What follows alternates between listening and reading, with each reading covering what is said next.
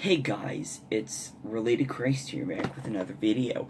And sorry that was a bit of a Minnesotan accent there, but yeah, so I am going to first maybe give you a little heads up on what we're going to be doing on this channel first.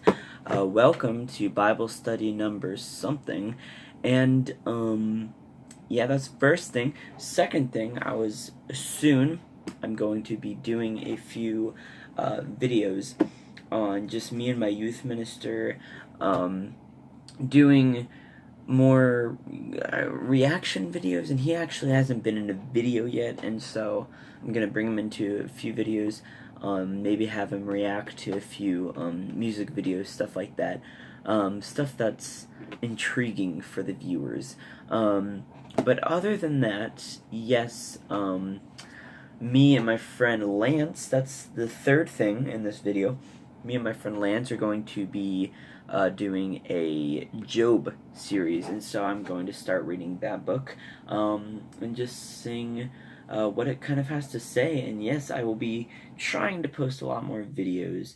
It's going to be a little hard because I have a lot of mystery trips coming up, and yeah, so I'm kind of excited about those mystery trips, but you know, this channel, I hope it does well without me for those parts.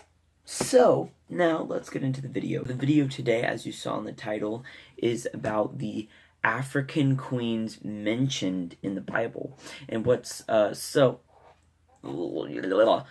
just start off with how I got to this point of learning about them. So, I was reading Psalm 72, right?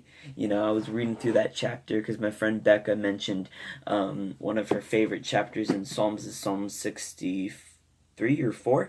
And so I started from there, and then I just kept reading. And today I just read Psalm 77, but that's not important because you probably don't care about that. But Psalm 72 is what I read that day, and I just have it saved here. You know, surprisingly, totally didn't plan for this video or anything. Psalm 72, 9. Alright, so this word caught my attention here. It said, "May the desert tribes bow before him, God, and his enemies lick the dust."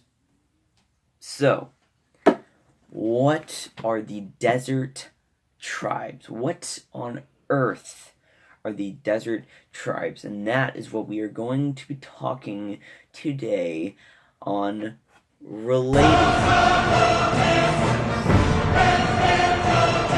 I don't think I timed that very well.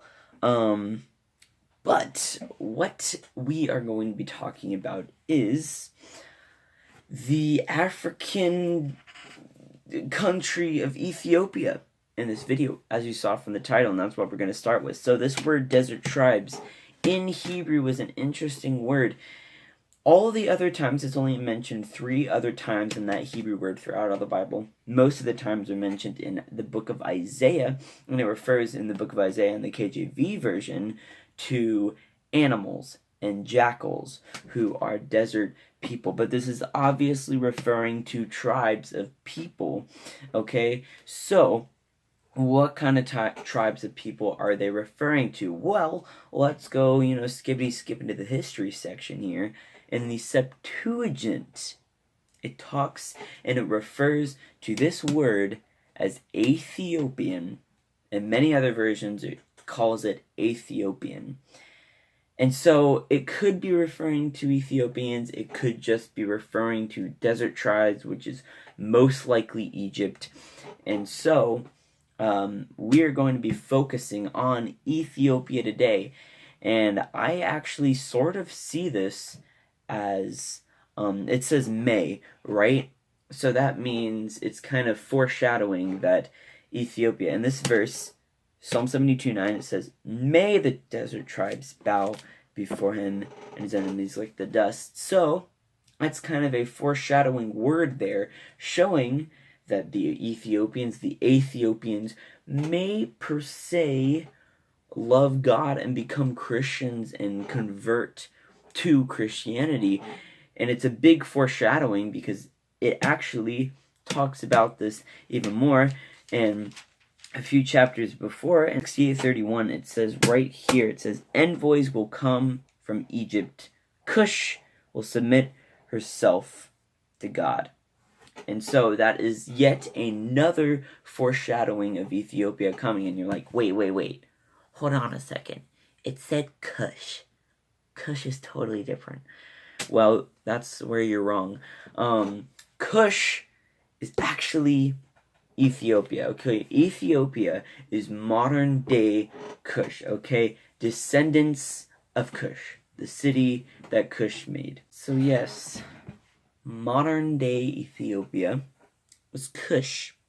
And so, Cush, yes, so they are descendants of Cush, the land of Cush that they were in, which is a pretty neato mosquito thing. So, we're going to go a little further.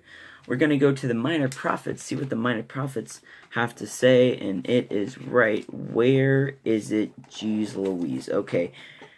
Zephaniah 3:10. What does Zephaniah 3:10 have to say? It says, "From beyond the rivers of Cush, my worshippers, my scattered people will bring me offerings." And this is almost, it's kind of a parallel to Psalm 72 a bit. And it's still talking about offerings as in worship to God. So it's still saying Ethiopia, they would do it. And all throughout the Bible, when it mentions Cush, it's basically saying Ethiopia. And that they will worship God. And so, the prophecy has been fulfilled in Acts 9. And you've probably, a ton of people have heard this story before. The Ethiopian eunuch reading Isaiah. And then I think it was Peter, right? Philip, sorry.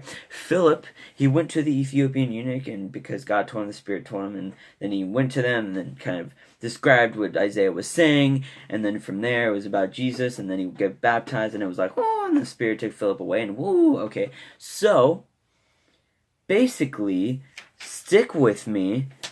Let's just read from verse 26 in Acts 8. "Now an angel of the Lord said to Philip, 'Go south to the road, the desert road that goes down from Jerusalem to Gaza.'" So he started out, and on his way, he met an Ethiopian eunuch, that is from the southern Nile region, which is Ethiopia or Cush, an important official in charge of all the treasury of the Kandake, which means queens of the Ethiopians. So, let's just stop there. We're going to be wow, that was loud clap. Okay, let's just stop there. It said, the treasury of the Kandake. What on earth is a Kandake? What on earth is a Kandake? Okay, so, a Kandake, let's just focus on this word here. Okay, so basically, in essence, a Kandake is not a person. It's a group of Namibian queens of Ethiopia, of Cush, and of the Moroyo region of Ethiopia, or in Sudan is actually near Bentunu, I'm getting all my cities messed up in this video. It was in Sudan where she lived, and we can actually identify what Kandake Queen this was. Sometimes it's Candace, or it's just Kandake. Then you can actually look this up in your local Bible dictionary, whatever it is, like right there. And so that's pretty neat. And so what Kandake Queen is in here, and that is the title of this video. We're finally here after like 7 minutes of whatever. We are here, and we're going to be talking about what the Kandake Queen, who she was, and it was in fact Queen Amantiri. Not sure I said that right. Queen Amantiri of Meroe, or Queen of Cush, or Queen of Ethiopia, who lived in Sudan, don't know why. But yeah, and she ruled from 25 AD, which is about 7 years before the crucifixion and resurrection of Jesus. And she lived to about, 9 years after it too. So it was 24 AD to 41 AD is where her reign was, or till she died, I don't know. So that is what the Kandakes are, and that is basically the fulfillment of those Psalms verses, of the Zephaniah verses, and all the other verses that talk about the conversion or coming to the Lord of Cush, of Ethiopia. So that is a fulfillment right there, my friends. And so that is another Bible study of this channel. Please subscribe. Please stay tuned for so many more videos, because they'll be coming up soon. Thank you guys for watching this video. Stick around. I love you. Worthy is the Lamb. And a good night.